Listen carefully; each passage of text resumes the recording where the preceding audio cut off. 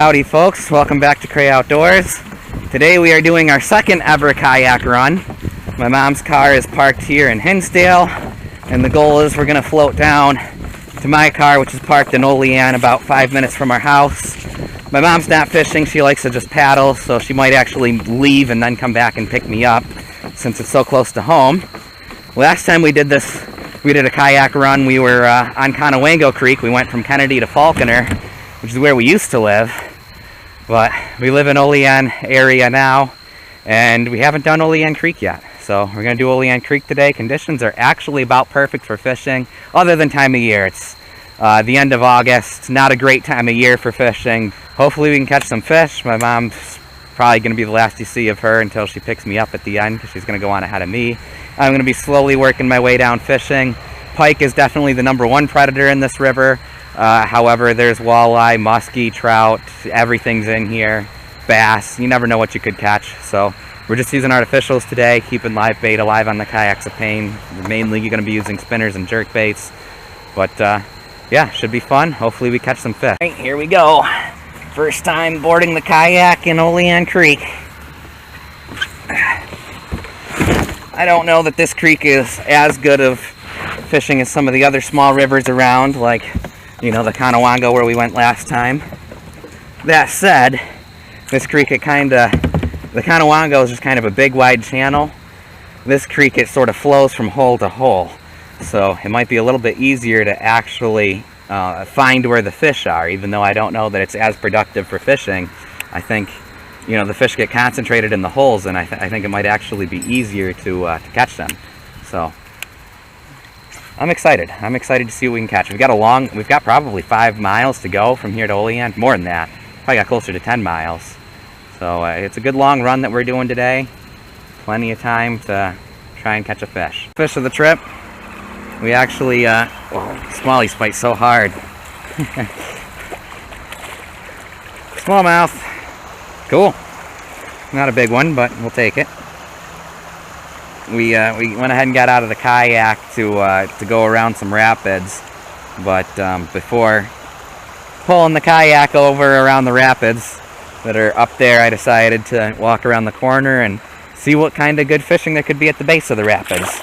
Sure enough, there's some good looking smallie holes down here. I went ahead and switched out to a smallmouth lure. They had on a jerk bait for pike. We switched to a smallmouth jig. This thing mimics I forget what those things are called, those larvae things that are in all the rivers around here. Hellgermite. Mimics a hellgermite, which is a smallmouth's predominant food. Alright, back into the river we go.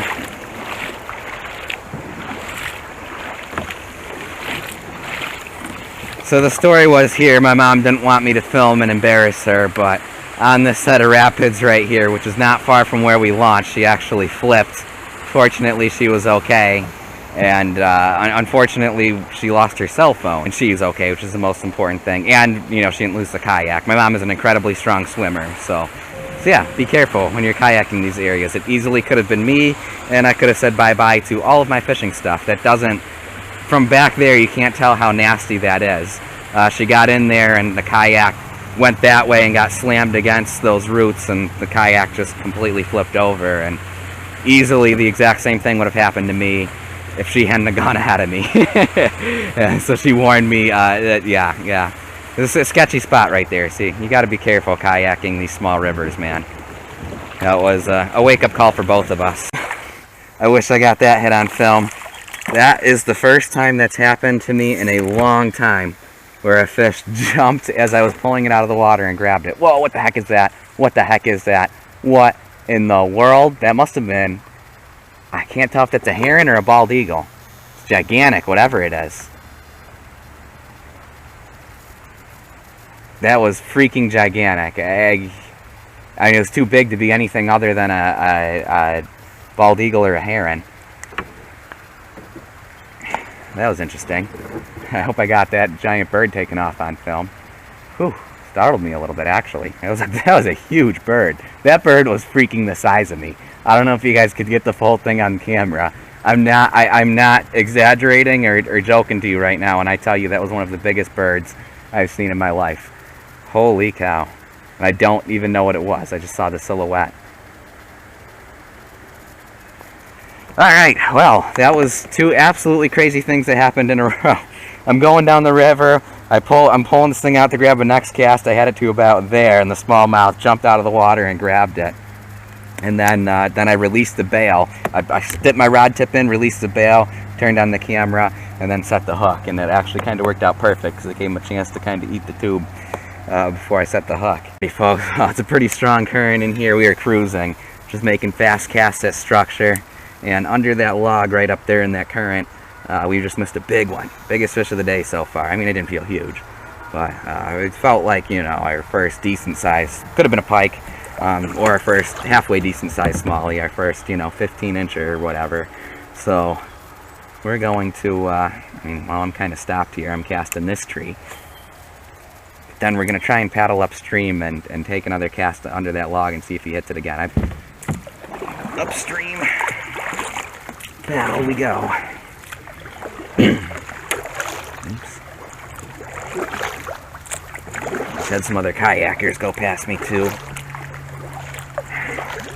Alright, here we go. Right underneath that tree right there. See if he bites again.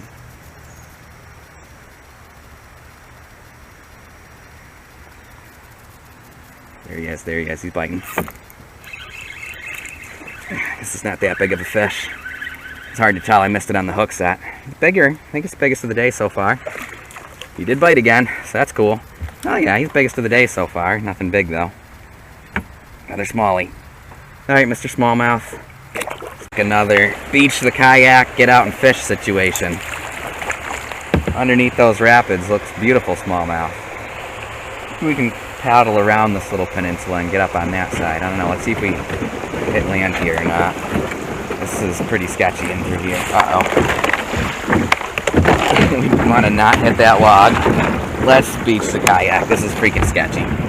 Beach the kayak, beach the kayak. Get onto this landmass here.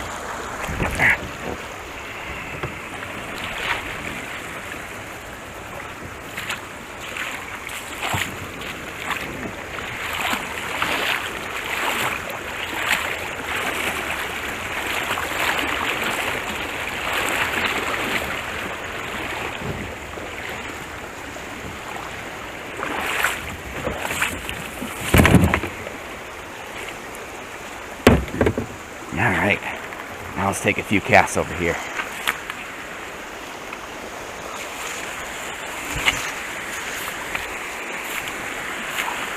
Oh wow. This looks like a good trout spot. This is beyond smallmouth. This is straight up trout fishing right here. This is a gorgeous trout hole. I've heard a lot of people on YouTube say moving water equals moving baits. Me personally, I've had a lot more success in moving water. Not to say that you can't have success in moving water with moving baits like a square bill. For me personally, I've had a lot more success with finesse baits like a tube or a Senko or one of those Helgermite lures that I was using earlier, and just drifting it, letting it drift right in the water. Occasionally give it a little pop, you know, give it that little pop off out of the ordinary while it's going through the current, catch the fish's attention. You know, a Helgermite getting washed down the river. To me, it's a lot more natural than a square bill shooting through there. Looks like excellent pike fishing, but navigating through here sure is one heck of a challenge. How low can you go? Limbo. Oh boy, that was right. If that was any lower, I don't know what we would have done. I wonder how my mom made it through here. She must have made it through here. Said the good news is this giant log jam here does look like it's one heck of a pike fishing location.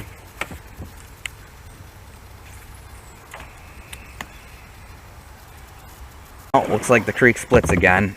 Left looks like it's a little wider, but right looks like I don't need to get over that giant log. So I think we're gonna go right. Hard to say which side looks better fishing. Both sides look alright.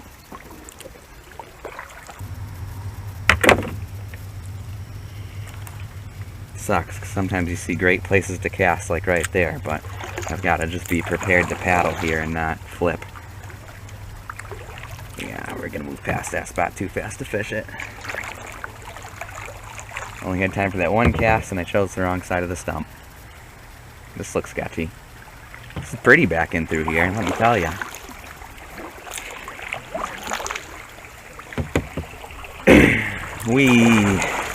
Uh-oh. Paddle this way, paddle this way. Alright, we're good. Whoa!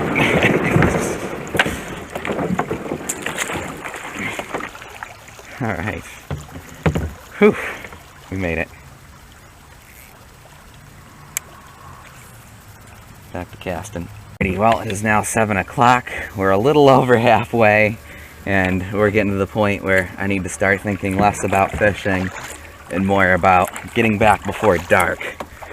So we're gonna start taking a lot less casts and doing a lot more paddling, only casting at the spots that I really can't resist.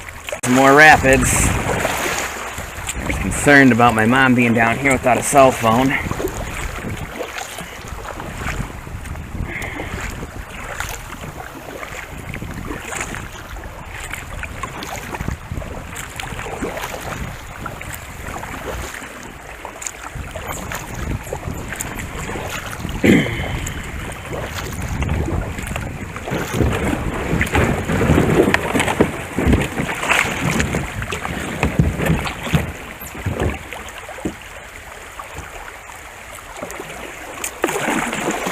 Cutting it to the end here. At this point we're booking it back. We've still got a half a mile. Sort of wished I'd have focused less on fishing in the beginning and more on fishing here at the end. This looks really nice in through here. This, I mean, oh man, this is, oop, that might be my mom. This is beautiful fish habitat in through here. Alrighty, well, I got a phone call from my mom. She made it back to the house safe. Not having the cell phone kinda made me pretty darn nervous. Glad she made it back safe. I actually feel like I can take my time a little bit now and maybe even take a few casts. And I don't know if the camera is capturing just how beautiful it is out here at dusk. This is just gorgeous. Love rivers at night, man. I will say this is really freaky going down rapids at night. And it's still, I can still kind of see, it's not super dark yet, but I can't tell how shallow it is. I can't tell if I'm gonna hit anything. It's kind of scary.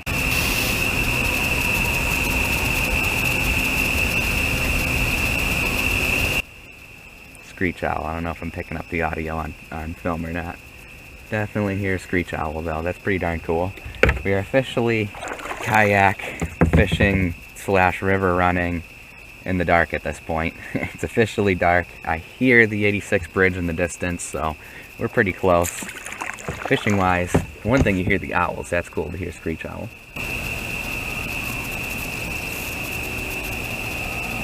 I hope I'm picking up the audio of the screech owl. They're pretty darn cool. Alright, about to hit our final set of rapids. Being absolutely swarmed by bugs right now. They're attracted to my light. I know that this sandbar isn't that big. Hopefully we can just scooch over it. Sandbar, rock bar I should say. Alright, we scooched over it. Use the old bridge foundation. 86 bridge, be straight ahead, I see it. Hopefully my mom's there waiting. My mom finally showed up to pick me up. Yeah, so we're calling it quits. Thank you guys for watching. I know fishing action today was pretty slow. I think we caught three or four smallmouth. Sort of wished I'd have spent less time fishing the upper parts of the creek and more time fishing the lower parts of the creek. The upper parts was definitely better for smallmouth fishing, and I didn't realize that. Lots of rocky bottom with, moving current, good smallmouth habitat, and then the lower end of the creek is definitely better pike habitat with the mud flats and all of the trees in the water. But in any event, just still smallmouth today. It was still a fun run, and yeah, I'm glad we made it back safe.